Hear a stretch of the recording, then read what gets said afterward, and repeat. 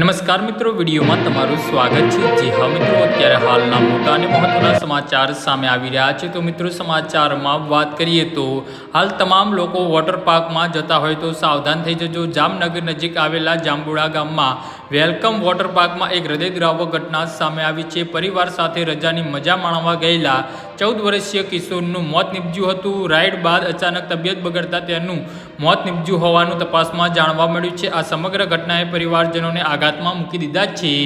જી હા મિત્રો, મૃતકની ઓળખ આરવ સોણમકર તરીકે થઈ છે। આરવનો પરિવાર મૂળ રાજસ્થાનનો વતની હોવાનું અને સોની વ્યવસાય સાથે સંકળાયેલા હોવાનું પણ જાણવા મળ્યું છે। તેના પિતા હાલમાં રોજગારી અર્થે કુવૈતમાં રહે છે। રજાના દિવસે આરવ પરિવાર સાથે જાંબુડા સ્થિત વેલકમ વોટર પાર્કમાં ફરવા ગયો હતો। માહિતી અનુસાર આરવ વોટર પાર્કની એક રાઇડનો આનંદ માણી રહ્યો હતો ત્યારે અચાનક તેને શ્વાસ લેવામાં તકલીફ થવા લાગી હતી। પરિવારજનોએ તરત જ તેને રાઇડમાંથી બહાર કાઢીને પ્રાથમિક સારવાર રૂપે CPR આપવાનો પ્રયાસ કર્યો હતો, પણ થોડા સમય માટે રિસ્પોન્સ મળ્યો હોવાનું પણ જાણવામાં આવી રહ્યું છે।